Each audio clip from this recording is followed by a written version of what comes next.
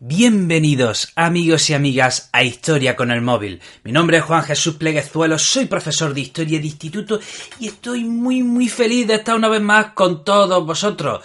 Desde los estudios centrales de mi cuarto, Granada, España, te mando un caluroso abrazo y te deseo que estés bien, te deseo que estés pasando por un buen momento. Y si no es así, si algo ronda tu cabeza, algo no te deja disfrutar, espero en los próximos minutos ofrecerte una agradable compañía. Antes de empezar con el programa de hoy, déjame recordarte algo. Si eres estudiante, puede interesarte en mi libro Los 10 hábitos del estudiante exitoso, donde te enseño a sacar el máximo rendimiento de tu tiempo de estudio y te puedo ayudar a conseguir los mejores resultados académicos. Te dejo el enlace en las notas del programa. Bueno, hoy vamos a hablar del feudalismo. Madre mía, miren, ¿qué les voy a decir? Se lo prometo, yo cuando estudiaba este tema en la carrera, en las oposiciones, cuando me he tenido que preparar este tema para clase, de verdad, a los 5 minutos de empezar a estudiármelo, me tenía que tomar un paracetamol. ¿Cómo me costaba? Madre mía, no podía con este tema. De hecho, en la preparación de este episodio he invocado a la musa Clio, que como saben es la musa de la historia, para que me dé poder pedagógico y me ayude a explicar este tema de la mejor manera posible y que no os tengáis que tomar un paracetamol. Luego me decís si lo he conseguido o no. Bueno, vamos a hablar del feudalismo. Vamos a empezar explicando los antecedentes. Miren, a comienzos del siglo V, ya lo hemos explicado en otros episodios, el Imperio Romano se está yendo al garete, el Imperio Romano se está yendo a hacer puñetas, se está resquebrajando, el castillo de Naipes ya está temblando y se está deshaciendo. ¿Cuál azucarillo en el café con leche? Adiós, Imperio Romano, forever and ever. ¿Qué está pasando? Miren, hay guerra civil en el Imperio Romano. Los emperadores empiezan a pelearse por ver quién tiene que tener el poder. Y claro, en esa cosa de, no, el poder es mío, no, este es mío, que el poder es mío, ¿qué hacen los líderes militares? Descuidan las fronteras del imperio. Y mientras descuidan las fronteras del imperio, los pueblos bárbaros aprovechan la ocasión y empiezan poco a poco a colarse en el imperio. Y como su término indica, bárbaros, ¿qué es lo que hacen los bárbaros? Liarla por donde pasaban. Miren, en el 31 de diciembre del año 406, aprovechando que el río Rin se congela, el río Rin era la frontera del imperio romano, los suevos, vándalos y alanos cruzan la frontera y se adentran en el imperio. Unos años más tarde, los godos están saqueando el norte de Italia y en el 410 saquean Roma. Luego, desde Roma van al sur y luego se dirigen al sur de Francia, a la Aquitania, y ahí se lían también a saquear la Aquitania. Los vándalos habían sido expulsados de la península ibérica, se habían ido al norte de África, pero desde el norte de África saltan a la península itálica y allí saquean Roma en el 455. Unos años antes, los hunos están también saqueando Italia en el norte de Italia. ¿Qué está pasando? Los pueblos bárbaros ya están campando a sus anchas. O sea, esto ya no queda nada en pie. ¿Qué intenta el imperio? Para colmo, para intentar hacer frente a los bárbaros, sube la presión fiscal de los ciudadanos, pero ya no hay manera, eso ya no se sostiene. En definitiva, cunde la inseguridad en el imperio. Por ejemplo, los caminos son intransitables. Esos famosos caminos que abarcaban todo el territorio y que conectaban con Roma, pues ya no se pueden transitar porque son inseguros y además ya no se mantienen. ¿Y qué sucede? Si los caminos ya no se pueden transitar, ¿qué actividad se va al carajo? Díganme ustedes, ¿qué actividad se va al carajo si los caminos ya no se pueden transitar? Efectivamente, el comercio. No se puede comerciar entre un sitio y otro. Si no se puede llevar la mercancía de una ciudad a otra, pues el comercio ya no existe en la práctica. Y si el comercio no existe, ¿qué otras actividades también desaparecen? Por ejemplo, la industria, la artesanía. ¿Y dónde estaban la industria y la artesanía del momento? Pues estaban en las ciudades. Por lo tanto, al ser los caminos intransitables, desaparecer el comercio, desaparecer la artesanía, desaparecer la industria, también desaparecen las ciudades dejan de tener la importancia que tenían, las pocas ciudades que quedan acaban siendo incluso amuralladas, un concepto que en el Imperio Romano todavía no se conocía. Las poquitas ciudades que hay se tienen que amurallar, pero la sociedad se va al campo, se vuelve a convertir en una sociedad rural, y esas comunidades que viven en el campo quedan aisladas unas de otras. ¿Y qué pasa? Pues que como el Imperio Romano pues ya ha desaparecido a lo largo del siglo V, se dice que el Imperio Romano de Occidente desaparece en el 476, pero bueno, un poco antes ya había desaparecido. ¿Qué sucede? Al no haber un poder central fuerte, al no haber una autoridad fuerte que imponga la ley, los que eran los más poderosos en cada territorio acaban adoptando las funciones de Estado. Empieza a haber en cada territorio un señor que acaba adoptando el papel de Estado. Y ya se pueden imaginar cómo va el asunto. Entonces, ¿qué sucede? Que en este clima de inseguridad, los campesinos buscan protección. La gente busca protección porque el imperio ya no hay ejército romano. Ya no hay senadores romanos. Ya no hay gobernadores romanos que impongan ley, respeto, orden. No, ya todo eso no existe. Entonces la gente busca seguridad. ¿Cómo? Pues busca seguridad de dos maneras. La primera es la encomendación y la segunda es el patrocinio. Lo explico. Por ejemplo, los campesinos que ya no tienen un ejército que les proteja, ¿qué hacen? Van al más poderoso de la zona y le dice el campesino al poderoso: mira, te dejo mi tierra, y tú me proteges con tus señores, con tu guardia, ¿vale? O sea, esta tierra es para ti, yo voy a trabajar para ti, pero tú a mí me tienes que proteger, ¿de acuerdo? Con tu guardia, y vas a pagar los impuestos por mí, si es que hay impuestos. El caso es que el campesino le dice al más poderoso del territorio: toma mi tierra, trabajo para ti, pero tú protégeme. Si vienen los bárbaros, protégeme. Si viene alguien a atacarnos, protégeme. Eso se llama encomendación. Los libros de historia le llaman la encomendación. ¿Cuál es la siguiente manera de buscar seguridad, de crear seguridad? Le llamamos el patrocinio. Y esto es cuando ese señor poderoso del territorio busca se hace de una guardia personal, busca a guerreros que quieran trabajar para él, y este a cambio le da a esos guerreros una tierra trabajada por campesinos, y con ese trabajo el guerrero se tiene que proveer de armamento, de un caballo, de una armadura que tendrá que utilizar cuando el señor le llame para guerrear. Y bien, entonces hemos dicho que en este clima de inseguridad, el pueblo busca dos maneras de protegerse. Una es la encomendación: te doy mi tierra, te doy mi trabajo a cambio de que tú me protejas. Y otra es el patrocinio, es decir, el señor de la tierra se hace de una corte de guerreros a los cuales les da una tierra, y con esa tierra esos guerreros se tienen que proveer de una armadura y un caballo. Repito, estas son las dos instituciones: la encomendación y el patrocinio, a través de las cuales se busca seguridad en estos tiempos tan caóticos.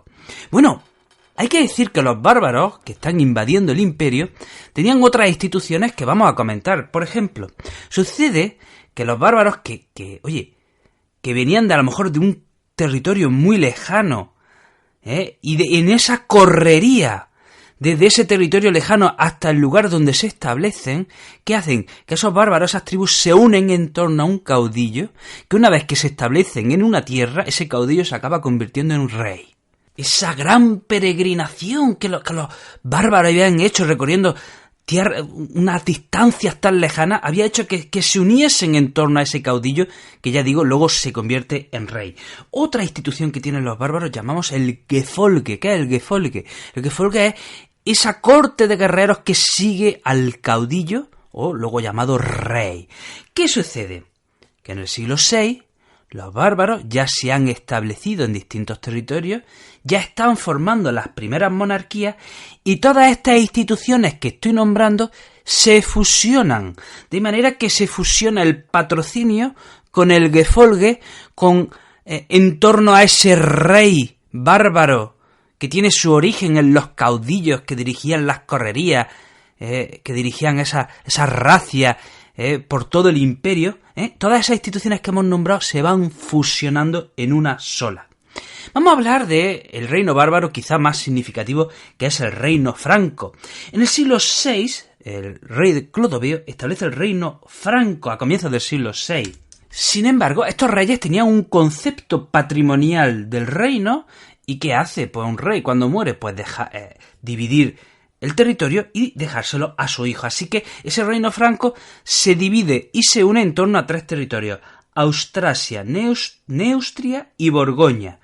¿Y qué pasa? Que en los siguientes 2 siglos estos territorios se unen, se desunen, se unen, se desunen. Por supuesto, guerras civiles, ahora sí, ahora no, una guerra civil, ahora otra guerra civil, ahora otra guerra civil, todo por conseguir el poder. ¿Y qué va pasando? Que al margen de esos reyes van haciendo otra figura en palacio que es la que toma el poder. Atención, examen. Uy, me da miedo. Vamos a ver. Vamos a ver si has escuchado mis otros episodios. Por favor, grita que te oiga. Mándame un mensaje psicológico con la respuesta para que yo me quede contento, ¿vale? Y que así yo sé que tú has escuchado mis otros episodios. En el reino franco, atención, pregunta. En el reino franco, ¿qué figura al margen del rey, al margen del monarca, acaba tomando el poder efectivo? ¿Qué figura acaba emergiendo que acaba relegando al rey a un poder casi nominal? Lo siento, me está llegando tu respuesta. Así es, mayordomo de palacio, efectivamente. En el reino franco nace la figura del mayordomo de palacio, que es quien realmente acaba adoptando el poder. ¿Cuál es el más famoso de los mayordomos de palacio? Tenemos a Carlos Martel. Y luego tenemos a su hijo Pipino el Breve, que en el año 751... este mayordomo de palacio le dice al rey de Franco, dice, tú ya, venga, apártate. Así que el mayordomo de palacio, Pipino el Breve, aparta al rey Franco y él se establece como rey. Y ya establece una nueva dinastía. ¿Quiénes son sus hijos? Un tal Carlomán y un tal Carlomagno. Carlomán muere y esos territorios acaban pasando al hermano Carlomagno, que durante todo su reinado no paró un segundo de estar en guerra. O sea, este tipo no descansó, ni una tarde. O sea, tuvo que luchar contra los lombardos, contra los alamanes, contra los burgundios, contra los sajones. Tuvo que, en Roncesvalles, sufre una derrota a manos de los vascos. Etcétera, etcétera, etcétera. Así estuvo todo su reinado. En el año 800, el Papa le nombra emperador, con todo lo que esto conlleva. Y ¿qué hay que decir? Que Carlomagno, en este tiempo de guerra permanente, pues necesita guerreros. ¿Y qué pasa? Que no tiene. En aquella época, ¿cómo le paga a un guerrero? Con un sueldo. O sea, no existía, no había manera de coger un jornal, un dinero, pagarle un sueldo mensual. Eso no se podía hacer. Entonces, ¿cómo le paga a los guerreros? Con tierra. Carlomagno paga a los guerreros con tierra. Y se establece... Hay 2 contratos que se establecen en esta época. Uno es el vasallaje y otro es el beneficio. ¿Qué significa una cosa y qué significa otra? Pues el vasallaje es cuando el guerrero le dice al rey, a Carlomagno, al emperador en este caso, oye, yo soy tu súbdito, ¿de acuerdo? Voy a luchar para ti, tú estás por encima de mí. Eso es el vasallaje. A través de un juramento, ese súbdito le dice al rey, tú estás por encima de mí y yo voy a trabajar para ti. Pero a cambio, el rey, Carlomagno, o emperador, ¿de acuerdo? El emperador le dice a ese súbdito, vale, tú vas a trabajar para mí, vas a ser mi guerrero, pero a cambio toma esta tierra. Y en esta tierra tienes estos campesinos. Y estos campesinos con su trabajo te tienen que proveer de una armadura y de un caballo. ¿De acuerdo? Repito, tenemos el vasallaje, que es cuando el súbdito jura esa lealtad a alguien superior, en este caso un rey u emperador. Y luego tenemos el beneficio, que es cuando ese rey o emperador le dice a este súbdito, toma la tierra, pero oye, cuando yo te llame a guerrear, tienes que venir conmigo a la guerra, ¿de acuerdo? No me falles. Y como ya hemos dicho, en esa tierra que se le da al súbdito, en esa tierra que se le da en beneficio a este guerrero que tendrá que luchar con el rey, hay campesinos. Campesinos que están sujetos a la tierra. Les llamamos los siervos. ¿De acuerdo? Entonces tenemos en la cúspide del rey, debajo del rey tenemos una serie de guerreros que ya les llamamos vasallos. ¿De acuerdo? Y esos vasallos poseen una tierra que es trabajada por campesinos que no pueden abandonar la tierra y que a su vez tienen que jurarle lealtad a ese guerrero que está por encima de ellos, que a su vez tiene al rey por encima de él. No sé si han llegado hasta aquí sin tenerse que tomar un paracetamol. Me haría un... O sea, si no se han tomado un paracetamol, de verdad, a mí me llenaría de alegría y satisfacción. Entonces tenemos que el rey, o sea, que le da tierra a sus vasallos, pues a cambio les dice, toma la tierra, pero cuando yo te llame a la guerra tienes que venir conmigo. Y además, cuando yo necesite consejo también tienes que venir a ayudarme. ¿De acuerdo? Esos son los dos servicios que el vasallo tiene que prestar al rey. Ayuda militar y consejo. Los nombres técnicos eran el auxilium y el consilium. Bueno, Carlomagno, el pobretico, muere en el año 814 y le sucede su hijo Luis el Piadoso. ¿Qué sucede? Que ya las guerras se han terminado. Ya no hay más, no puede haber más expansión, ya no puede haber más conquista. ¿Y qué pasa? Que si no hay más expansión y no hay más conquista, ¿con qué paga a tus guerreros? Si ya no puedes dar más tierra, si no puedes conseguir más tierra, ya no puedes dar más tierra a tus guerreros y eso empieza a crear un problema. ¿De acuerdo? Entonces, Luis el Piadoso muere en el año 840 y los hijos de Luis el Piadoso empiezan a pelearse, empiezan a guerrear entre sí. Piensen que el Imperio Carolingio abarcaba toda Centro Europa, que le sucede a su hijo Luis el Piadoso, y cuando Luis el Piadoso muere, sus hijos empiezan a pelearse por todo el territorio.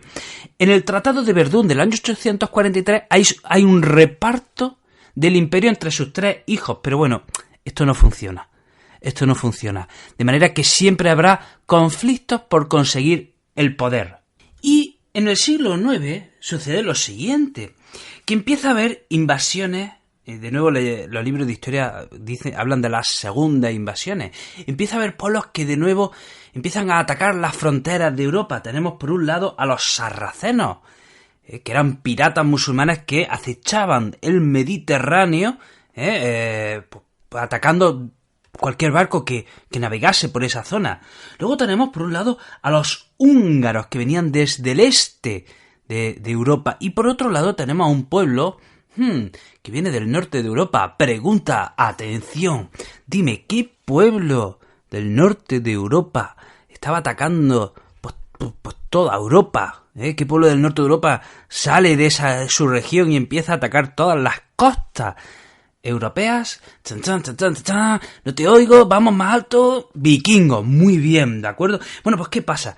Que los ataques de los vikingos, de los húngaros y de los sarracenos empiezan a generar un clima de inseguridad, de nuevo empiezan a generar un clima de caos, porque por un lado se repite la situación, ya no hay un imperio fuerte, ya no hay un poder central fuerte, y además hay inseguridad porque un día sí y otro también se sufren ataques e invasiones de pueblos del exterior. Entonces esto de nuevo fortalece a las aristocracias locales, de nuevo fortalece a esos señores territoriales, a esos señores que poseían una tierra, a esos señores que tenían su pequeño ejército local. Así que esos nobles ven fortalecido su poder porque debido a ese clima de inseguridad, ¿qué hace la gente? Busca protección. ¿En quién? Pues en los señores feudales.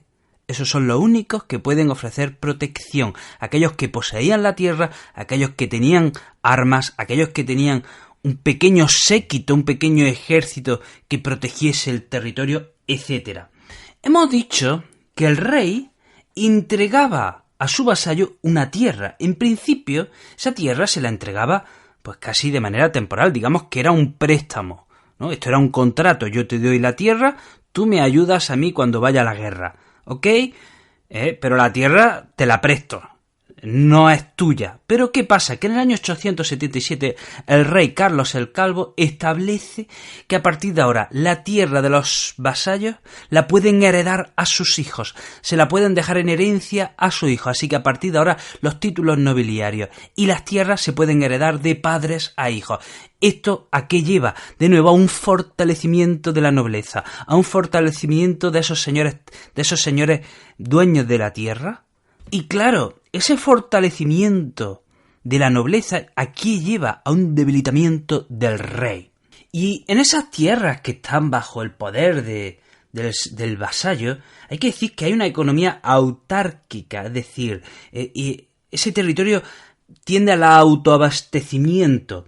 Y ese territorio, que también podemos llamar señorío, tiene una parte controlada por el señor, que digamos es la reserva, y tiene otra parte que es trabajada por los campesinos, por las familias, digamos. Y cada familia tenía una parcela y eso le llamamos mansos, ¿de acuerdo? Y hemos dicho que la concesión de esa tierra llevaba aparejada la obligación no sólo de participar en la guerra, sino de proveerse de un caballo y de un equipo, de un armamento para ese señor que tenía que ayudar al rey en la guerra. Y ahora, para terminar, me he dejado ya la guinda, el pastel me lo he dejado para el final. Ahora, al final vamos a decir lo que es el feudalismo. Vamos a definir ya lo que es el feudalismo. ¿Qué es el feudalismo? Decimos que el feudalismo es ese sistema económico, político y social que se dio en la Edad Media en Centro Europa. Tenemos unos antecedentes del feudalismo que se dan en el siglo V y VI, que es cuando hemos dicho que se está desmembrando el Imperio Romano, y luego tenemos el feudalismo pleno, que se da en el siglo IX, X y XI, que empezaría con Carlomagno y se consolidaría con sus sucesores. Y entonces, ¿a qué sistema da lugar al feudalismo? Bueno, pues tenemos una sociedad donde se supone que en la cúspide está el rey, pero ¿qué pasa?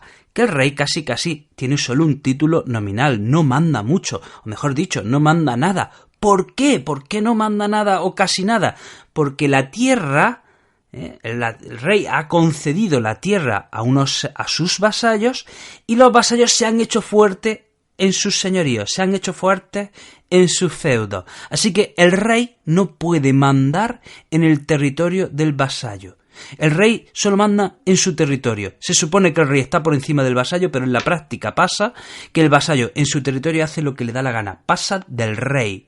De manera que hemos dicho que en este sistema se supone que el rey está en la cúspide, pero insisto, tiene poco poder. Por debajo del rey tenemos a los vasallos. Y estos vasallos tienen sus señoríos, tienen sus feudos.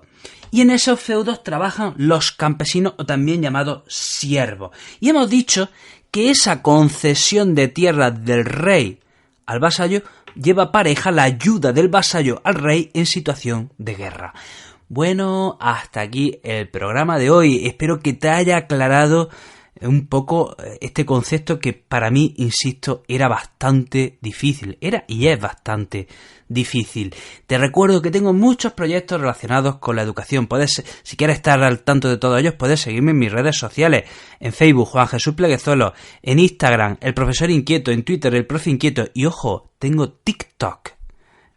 También, ahí me puedes encontrar por el nombre del Profesor Inquieto. 7 millones de seguidores tengo ya en TikTok. O sea, estoy rompiendo TikTok. Así que si tienes TikTok, sígueme también ahí. Te dejo el enlace de todo ello en las notas del programa. Te mando un abrazo enorme, te deseo lo mejor y te espero en el próximo episodio.